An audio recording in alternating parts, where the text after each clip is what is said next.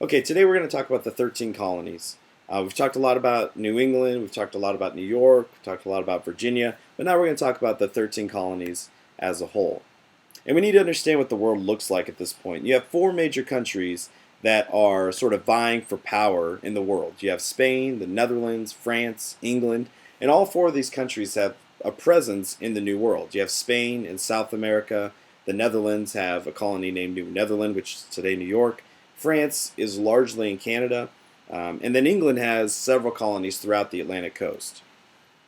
Okay. Now we're first going to talk about New Netherland. This is sort of a thorn in the side of the British because, like we just said, they have colonies throughout the Atlantic coastline, except for this one area at the mouth of the Hudson River, which is occupied by the Dutch, named New Netherland. Okay. It divides the northern and southern colonies, and King Charles II of England wants to get rid of it. He wants to take it from the Dutch because he believes it allowed trade and people to move between the colonies a lot easier. So he approaches his brother, James II, the Duke of York, and says, basically, if you can conquer the Dutch, you can have any land that you're able to take from them. And so that's what he does. James II puts together a small fleet, a small navy to invade and conquer the Dutch.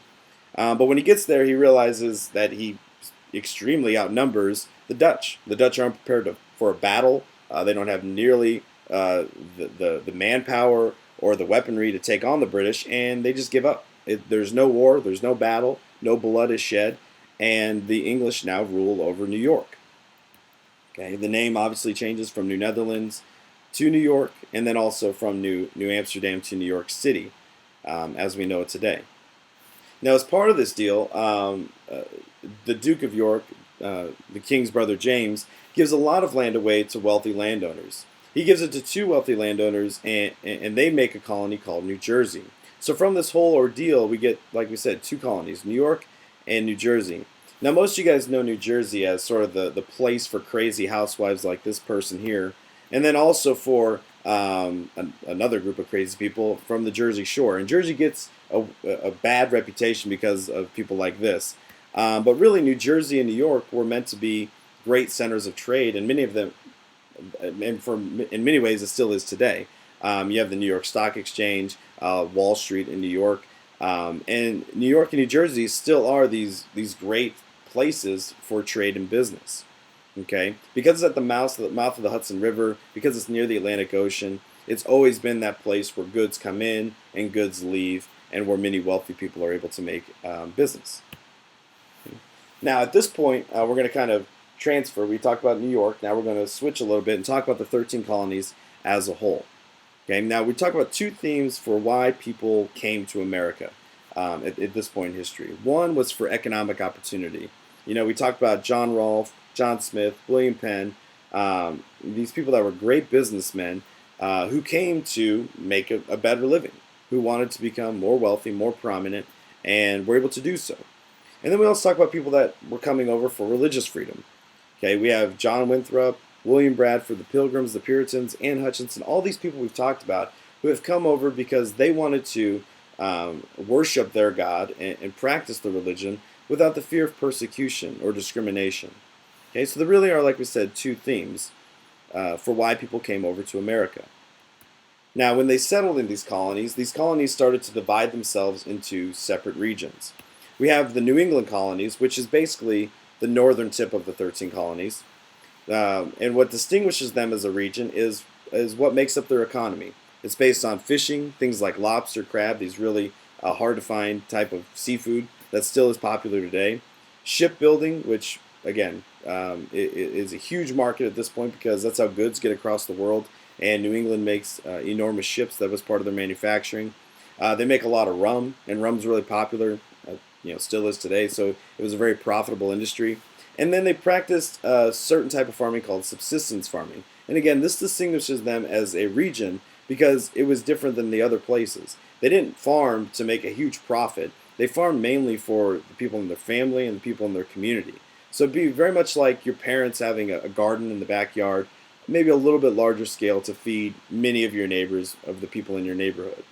Okay, so New England, this is what distinguishes them. And it's different than the southern colonies. The southern colonies are those of Virginia, the Carolinas, Georgia. And they practice a type of farming called plantation farming. Okay, this is where they plant cash crops like tobacco, rice, and indigo. And the reason they're called cash crops is you plant large numbers of them, and when you harvest them, they're extremely profitable crops. They're very expensive in a lot of places. This is done on the back of slave labor later on, but it gives the southern colonies a certain level of wealth. Many of the landowners there are some of the wealthiest people in America at this point. And so the southern colonies are defined really by plantation farming, by slavery, by tobacco, rice, indigo. Okay? And so you're starting to see there's sort of regional differences. Southern colonies, New England, and then we also have the middle colonies. And the middle colonies are really defined by a couple things: business, trade, and diversity. Okay? They're diverse mainly because you got people from Sweden, Germany, all across Europe moving to this area because this is largely the most tolerant place in America. You have New England, which are mostly the Puritans and very devout Christians. The southern colonies, are not as welcoming as the middle colonies. The middle colonies are also characterized by manufacturing and trade, like we said. Cities like New York, Philadelphia, Baltimore are these great places to bring in boats, unload goods, ship goods places, and because of that, enormous amounts of wealth are centered in these areas. And it's no surprise that these are some of our largest cities that we still have today in our time. Okay.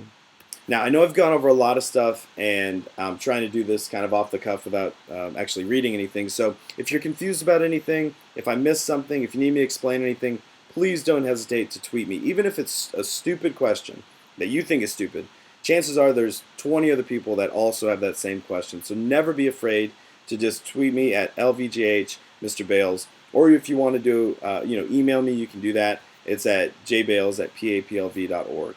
So please, if you have questions, do tweet me or email me. I'm always available to answer your questions. Thanks, guys, and have a great day.